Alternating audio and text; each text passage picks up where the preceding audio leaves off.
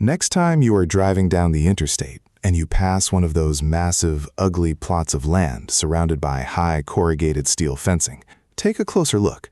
You probably just see a sprawling graveyard of rusted washing machines, crushed sedans, and twisted steel beams. It looks like a monument to American junk. But what you are actually looking at is a localized, highly defended node in a trillion-dollar global commodities network. In fact, that gritty, dusty yard is likely pulling in more pure cash flow than the polished luxury car dealership just down the street.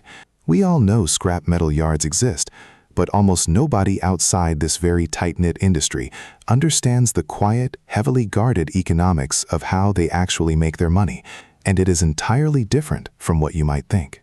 But here is the crazy part that you need to know up front.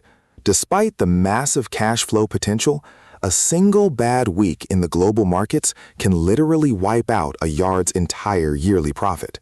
So how does a local yard playing with rusted iron actually make millions of dollars? And what is the hidden trap that bankrupts so many newcomers who think it is just a simple game of buying low and selling high?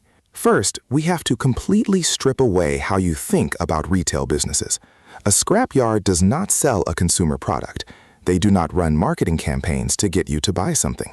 They do not care about customer retention in the traditional sense. A scrap metal yard is at its absolute core an arbitrage business.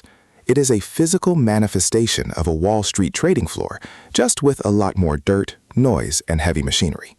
They buy metal at one specific price, aggregate it into massive, heavy volumes, process it to specific standards, and then sell it to a domestic steel mill or an overseas foundry at a higher price.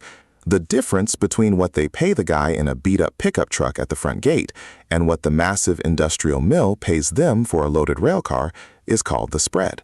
The entire game is about protecting and maximizing that spread. Let us talk about where this metal actually comes from, because understanding the intake dictates the entire rhythm and cash flow of the yard. There are two main streams of metal flowing into those gates every single day. The first stream is what the industry refers to as the peddler trade. These are the everyday folks, the independent scrappers, the local contractors, the electricians, and the plumbers who are clearing out job sites. They show up in trucks filled with old water heaters, chain-link fences, and stripped copper wiring. The yard pays them on the spot, usually by the pound. In the old days, this was entirely a cash business, which brought its own security risks. Today, to combat theft and track transactions, most modern yards use an automated ticketing system where the peddler gets a barcode and takes it to a custom ATM inside the office that spits out cash. The peddler trade is chaotic. It requires a lot of customer service, and the volumes per person are small, but the profit margins on these individual loads are incredibly high. The second stream, which is where the real scale and massive tonnage happens, is the industrial accounts. This is the local manufacturing plant that produces 10 tons of aluminum shavings every single month as a byproduct of making airplane parts. Or it is the demolition company tearing down a massive steel bridge in the middle of the city. For these accounts, the scrapyard provides large roll-off dumpsters, places them at the job site, picks them up when they are full, and pays the company a negotiated, contractually obligated rate. The margins on industrial accounts are significantly lower because those companies know exactly what their metal is worth. But the massive, predictable volume is what keeps the lights on and pays for the yard's heavy overhead. Now, to understand the real money, you need to understand the menu. All metal inside that yard is strictly divided into two distinct worlds, ferrous and non-ferrous. Ferrous metals contain iron. Think structural steel, cast iron, old cars, and major household appliances. Ferrous metal is incredibly heavy, it is highly abundant, and it is relatively cheap. A yard might only pay pennies per pound for it. You do not make money on ferrous metal by hoping for a huge markup. You make money on it through sheer brute force volume. You are not dealing in pounds anymore. You are dealing in gross tons. Then you have the non-ferrous side of the yard. This is the VIP room of the scrap business. Copper, aluminum, brass, and stainless steel. This metal does not contain iron, it does not stick to a magnet, and it is incredibly valuable. When you look at a yard's profit sheet, the massive mountains of rusty steel pay for the overhead, the diesel fuel, and the heavy machinery. But the non-ferrous metals, the bright copper pipes and clean aluminum wheels, that is where the owner's profit really lies. A single pound of bare bright copper wire might pay out $3 or more at the front gate. That does not sound like a life-changing amount until an electrical contractor rolls in with 2,000 pounds of it from a commercial office teardown. Suddenly, that is thousands of dollars changing hands in a matter of minutes. So if the entire business model is just buying metal cheaply and selling it in massive bulk, why doesn't everyone with some savings open a yard and start printing money? Because the barrier to entry is viciously, brutally high. You cannot just rent a vacant commercial storefront and start piling up washing machines in the parking lot. The biggest economic moat in the scrap business is not actually the money. It is zoning. Local city councils absolutely hate scrapyards. They are incredibly noisy, they produce dust, they are ugly to look at, and the heavy truck traffic destroys local roads. Getting a brand new parcel of land zoned for heavy industrial recycling is next to impossible in most parts of the United States right now. That means if you want to get into the business, you usually have to buy an existing grandfathered yard, which instantly inflates the purchase price to a massive premium. But let us say you secure the land and the permits. Now you need the toys, and nothing in this business is cheap. You need a state-certified truck scale that can accurately weigh an 80,000-pound semi-truck, which will run you tens of thousands of dollars just to purchase and install. You need material handlers, which are those massive specialized excavators with a giant magnet or hydraulic grapple claw on the end. A decent used material handler is going to set you back hundreds of thousands of dollars. You need fleets of front-end loaders, heavy forklifts, and roll-off trucks. And if you want to be a serious player, you need a shredder. A mega shredder is a machine literally capable of eating an entire Ford F-150 and spitting it out into fist-sized chunks of sorted metal in under 30 seconds.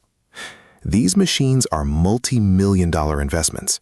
They require massive amounts of electricity, and they break down constantly because they are literally ripping solid steel apart all day. Just replacing the hardened steel wear parts inside a shredder can cost a yard $100,000 every single month. Let us look at a realistic numbers breakdown for a highly efficient, mid-sized independent yard. Let us say this yard processes 4,000 tons of ferrous metal a month and maybe 300,000 pounds of non-ferrous metal. On the ferrous side, after factoring in the cost to buy the metal and the freight to ship it, they might average a net margin of $40 a ton. That is $160,000 in gross profit just from the steel. On the non-ferrous side, let us say they average a margin of 50 cents a pound across all their copper, brass, and aluminum. That is another $150,000. So we are looking at over $300,000 in gross margin for the month. Sounds absolutely amazing, right? But you have to remember the crushing overhead. The diesel fuel bill for the loaders and trucks is staggering. The insurance premiums are astronomical because it is a highly dangerous work environment with a lot of moving machinery. You have massive environmental compliance costs, ensuring you are catching every single drop of motor oil or coolant before it hits the soil. You have a massive payroll of guys who know how to safely run heavy equipment and accurately sort complex metal alloys. After operating expenses, that mid-sized yard might take home a net profit of $50,000 to $80,000 a month. That is $600,000 to nearly $1 million a year in pure profit for a well-run operation. It is a fantastic, highly lucrative business. But here is the twist. Here is the thing that nobody tells you about owning a scrapyard, and it is the exact reason why this is not just a simple buy and sell operation. Scrapyards are not actually in the metal business. They are in the logistics and commodity hedging business. Remember that open loop from earlier? The hidden threat that can bankrupt a yard completely overnight? It is all about inventory velocity.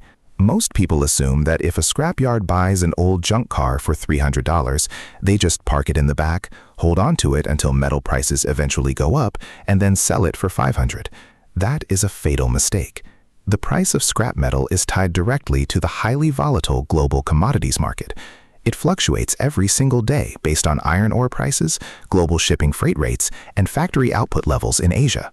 If you buy 10,000 tons of steel over the course of a busy summer month, and suddenly a trade war escalates or a major overseas economy slows down, The price a domestic mill will pay you for that steel can plummet by $60 a ton in a matter of days. If you are sitting on that massive pile of inventory, you just lost over $500,000 of real value while doing absolutely nothing wrong. A scrapyard owner cannot control the global price of steel or copper. What they can control is their spread and their speed. The most successful yards are deeply obsessed with velocity. Buy it on a Tuesday, process it on Wednesday, and ship it out to the mill by Friday. You never, ever sit on a pile of metal speculating that prices will rise in the future, because the exact moment you start treating a physical scrapyard like a stock portfolio, you are gambling with millions of dollars of heavy, rusting chips. And then there is the dark side of the economics, the constant, grinding friction that eats away at those margins daily. Theft is a relentless, exhausting issue. Yards have to invest heavily in expensive security systems, high-definition cameras, and incredibly strict identification protocols, because stolen copper wire and stolen catalytic converters are a massive legal headache. If a yard gets caught buying stolen municipal property or stolen car parts, the state fines are crippling, and they risk losing their operating license entirely. You also have the relentless battle of sorting and contamination. When a peddler brings in a huge pile of aluminum, there might be steel bolts or rubber hoses hidden deep inside it. If a yard sells a massive load of aluminum to a foundry and the foundry finds too much iron contamination, they will reject the entire load. The yard has to pay thousands of dollars just to ship it all the way back, resort it completely, and lose a massive amount of money in the process. The entire economic model relies heavily on the yard's employees having an almost encyclopedic knowledge of metal grades, being able to tell the exact difference between different grades of stainless steel just by looking at a spark from an angle grinder. There is also the hidden massive cost of something the industry calls auto shredder residue, or fluff. When you run a car through a massive shredder, the machine pulls out the steel, the aluminum, and the copper. But cars are also full of plastic, foam, glass, rubber, and dirt. This leftover material is essentially useless waste. A modern yard can produce thousands of tons of this fluff every month, and they have to pay significant landfill tipping fees just to get rid of it. If landfill costs go up in their county, their profit margins shrink instantly. Every single piece of non-metallic trash that crosses their scale is something they bought by the pound, but now have to pay to throw away. This extreme operational complexity, combined with the massive capital required to play the game, is exactly why the American scrap industry is currently undergoing a massive, silent shift. Wall Street private equity firms and massive corporate aggregators are quietly sweeping across the country, buying up these independent, family-owned yards. They know perfectly well that getting new zoning is impossible, so they are buying up the existing geographic monopolies. By consolidating dozens of local yards under one giant corporate umbrella, they can negotiate much better shipping rates with the massive steel mills, they can share the crippling capital cost of heavy shredding equipment, and they can weather the brutal storms of global commodity pricing far better than the guy who owns a single, standalone yard in Ohio. So, the next time you drive past that corrugated metal fence and see those towering mountains of twisted steel, do not look at it as a graveyard for old cars. Look at it as a highly sophisticated, hyper-local commodity exchange. It is a business heavily protected by incredible barriers to entry, breathtaking capital costs, and relentless operational risks. But for the dedicated owners who truly know how to manage the spread, keep the massive volumes of metal moving, and strictly navigate the wild swings of the global economy, it remains one of the most reliable, quiet wealth-generating engines in the entire American industrial landscape. If you found this breakdown interesting, hit the like button so the algorithm knows you want to see more real business mechanics, and subscribe for more deep dives into the hidden economics of the world around us. See you in the next one.